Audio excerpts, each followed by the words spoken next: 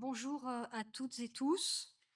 Alors, cette contribution constitue un peu un intermède dans ces journées, dans le panorama des découvertes archéologiques. Mais alors, c'est une contribution qui devait être présentée l'année dernière. J'avais été blessée à ce moment-là. Elle interroge l'une des finalités des travaux de recherche, celle de la transmission et de la restitution à la société. Alors, elle s'inscrit, dans la démarche de conception du projet scientifique et culturel, heu, de l'établissement, mission et documents obligatoires pour les musées. Le projet scientifique et culturel, PSC, accompagne une révision et une mise à jour nécessaires, tant au niveau du concept des collections, du bâtiment, que de la muséographie et plus largement du parcours de visite. Et le schéma que vous voyez présente marque les entrées principales de réflexion dont il est question ici. Alors, il sera référentiellement question des collections. Ceci dit, un petit détour par le contexte qui permet de cadrer le propos. Le contexte institutionnel, d'abord, le musée d'archéologie de la Corse s'inscrit dans un paysage patrimonial de sites et de musées. Je vous ai mis ici les sites et musées d'archéologie. Depuis le 1er janvier 2018 et l'avènement de la collectivité de Corse, le musée de Sartène intègre une direction du patrimoine composée de plusieurs musées et sites archéologiques. Donc vous reconnaissez ici le musée et site d'Aléria, musée de l'Altaroc à Lévis, le site de Cucuruz, la falaise d'Araguinacén, voilà, le musée de Sartène et enfin le site de Caour. Les projets scientifiques interviennent donc et les établissements de la collectivité de Corse sont conçus en complémentarité. Les projets scientifiques ont été votés par l'Assemblée de Corse en 2025. Et il s'agit de vous présenter ce qui caractérise ici Sartène dans ce paysage. Alors, une vue de Sartène, le musée hop, est localisé en amont du bourg, dans un bâtiment construit à la transition du XXe, XXIe siècle.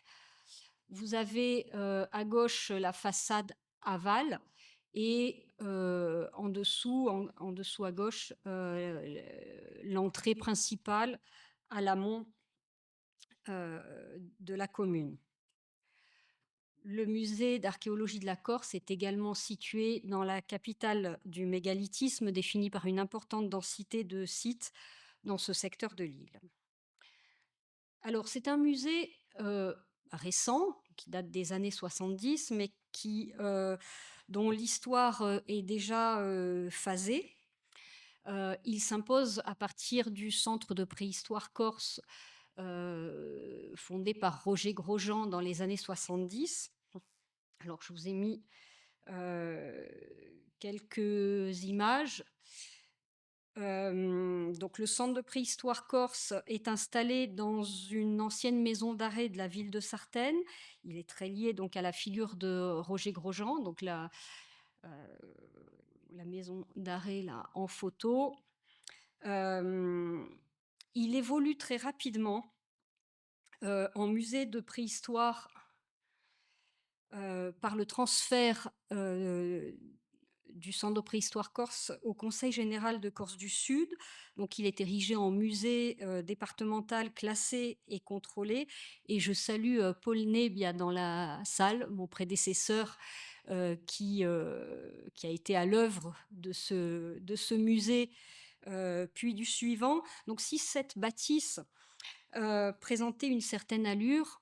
Sa superficie n'excédait pas 640 mètres carrés, son organisation en cellules, et puis le développement de l'archéologie en Corse ont fait que le bâtiment ne correspondait plus aux normes de la muséographie et qu'il a été très rapidement saturé. Donc Une des grandes, opérations a été, de travailler un nouveau musée que vous voyez sur la droite,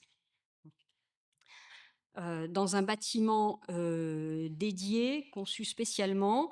Il intègre donc les locaux de l'ancienne maison d'arrêt pour la conservation des mobiliers de fouilles au sein d'un CCE, Centre de conservation et d'études, et il dispose de salles spécifiques de médiation, de conférences, et cetera. Donc voilà, conçu, par, Paul Ney, les architectes du projet sont Yves Marc et la muséographie est réalisée par Joseph Frassanito et Maurice Padovan. Voici la façade, de ce musée. Heu, il reste principalement dédié à la préhistoire, mais déjà à ce moment-là, il s'étend, à des périodes, aux périodes historiques. C'est cet établissement qui passe, en 2018 sous la tutelle de la collectivité de Corse, heu, d'une superficie de 1 400 m². Le bâtiment comprend 3 niveaux, 200 mètres linéaires de parcours permanent et le musée, et 150 m², pardon, d'espace thématique permanent également. Donc voilà la nouvelle façade, du musée d'archéologie de la Corse. Il devient musée d'archéologie de la Corse, en 2018-2019. Voici une vue de l'accueil, une grande salle d'accueil et le parcours permanent qui est organisé de manière chronologique, en sections, par période. Passons aux collections qui façonnent l'identité et le cœur, du musée. On note 4 catégories principales de collections. L'archéologie qui constitue le fond principal, mais aussi de la paléontologie, de l'historiographie liée à l'histoire des recherches et de la création actuelle. Alors je vous mets rapidement le fond de paléontologie qui témoigne de peuplement animal de la Corse avant la présence humaine au Pléistocène. Et puis le fonds de création actuelle qui est un fonds de création inspiré des collections ou du propos du musée. Le fonds d'archéologie rassemble de l'archéologie terrestre, maritime, avec un important dépôt d'Udrasme, des objets mobiliers, des objets monumentaux, avec la statuaire mégalithique notamment, des objets sériels, de l'industrie lithique, de la céramique et exceptionnels, comme les vanneries de Scafapiana, par exemple, de la statuaire mégalithique ou autre, de la culture matérielle, de l'art et différents matériaux.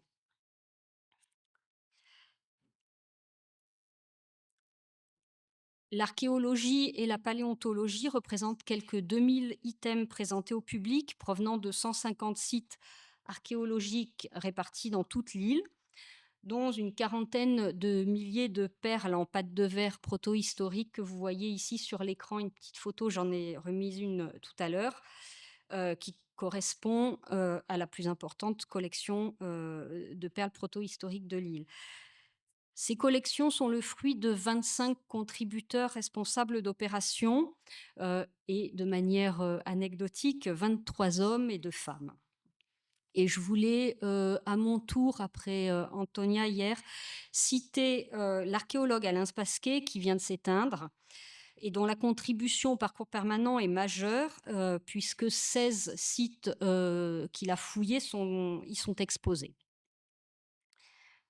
Alors voici le parcours permanent, donc le mésolithique qui témoigne des premières implantations humaines, le néolithique qui est une des sections les plus développées, riche en vestiges de culture matérielle, avec des sites éponymes et puis des sites majeurs pour la connaissance du néolithique en Corse.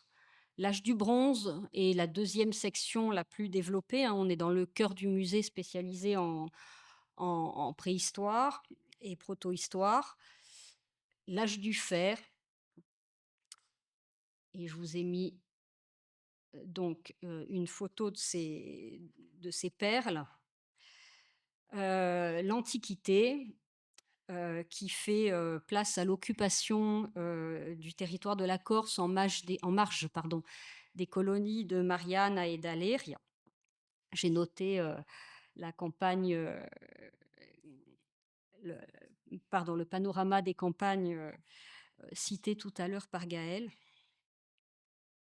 Et enfin l'archéologie médiévale, qui est représentée par, des sites provenant, de châteaux, mais aussi, avec de l'archéologie militaire et la vie domestique et villageoise.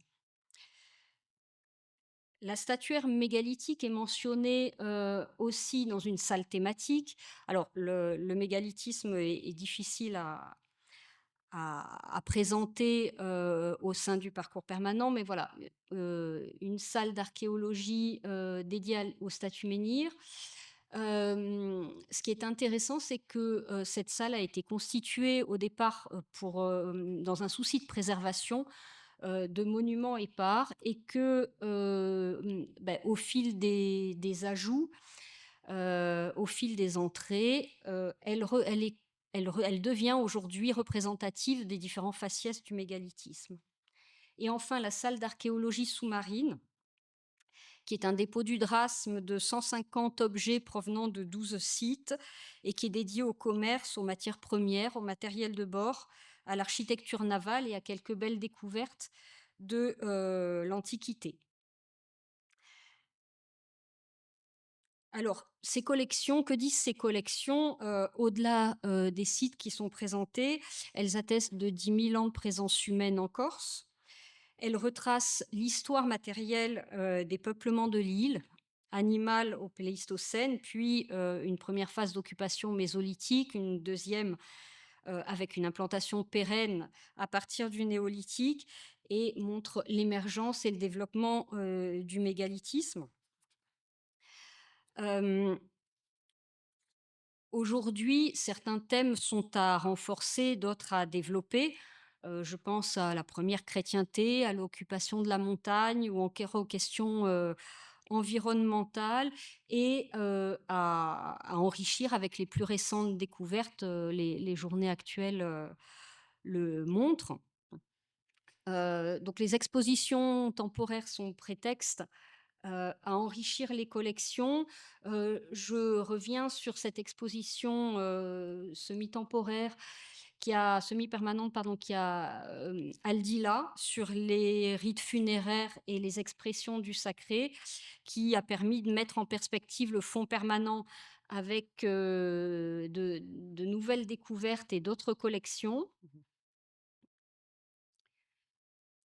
Donc ça a été l'occasion, alors sans parler d'enrichissement des collections tout de suite, mais de présenter pour la première fois depuis longtemps et dans un large éventail, la collection de Cagnane, que connaît bien, Jean-Claude Ottaviani, hem, sur laquelle il avait travaillé, qui est conservée de manière dispersée dans plusieurs musées de France et d'Europe aujourd'hui, et que le musée des Confluences, nous avait prêté, à cette occasion. Donc ça a été l'occasion de la présenter au public et puis 2 entrées, sur des découvertes majeures, récentes, de l'archéologie de la Corse. En haut à gauche, les coffres, sépulcraux de l'âge du bronze en bois d'if, de l'âne.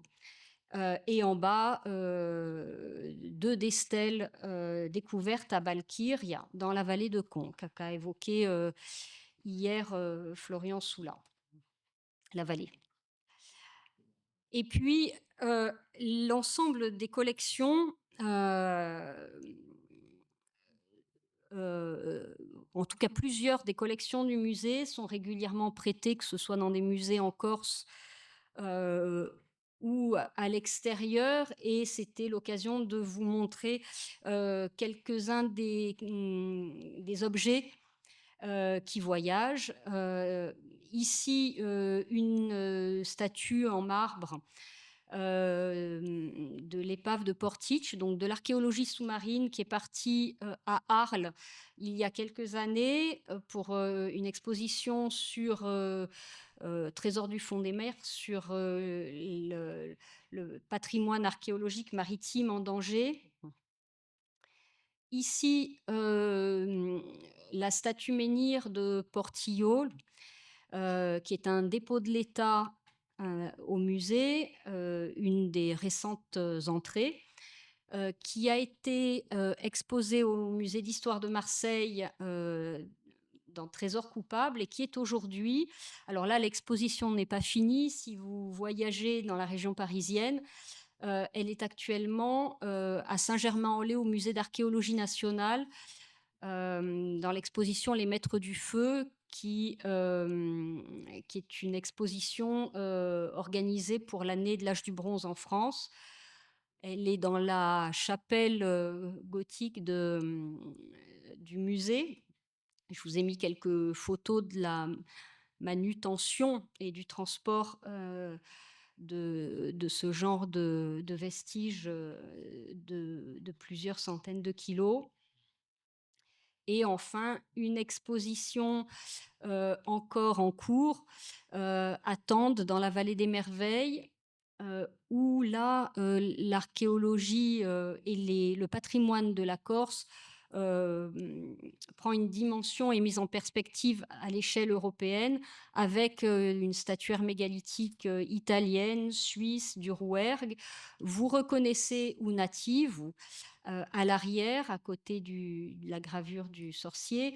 Alors ce n'est pas, la statue, l'original est bien à Patrimonio. Le musée, en tant que seule statue en calcaire de l'île, conserve une réplique et c'est la réplique qui a été prêtée à Tende. Voilà. Donc pour revenir sur le projet scientifique et culturel, il est pensé, donc en complémentarité, des autres musées. On est bon. En complémentarité avec les autres musées, d'archéologie de l'île. Et il se caractérise comme un musée, de l'histoire matérielle des peuplements de la Corse. Voilà. Je voulais, rajouter, parce que j'en ai peu parlé, le musée est connecté au site de Caoria et on est aussi sur un musée de fouilleurs, non un musée, d'antiquités, archéologiques. Donc de la fouille au musée, vous avez, ici une vue, d'une des fouilles, de Caoria et puis, la connexion avec, le musée où l'on peut voir des collections mises au jour à la fois par, Roger Grosjean et l'équipe, plus récente, d'André Dana. Voilà, je vous remercie.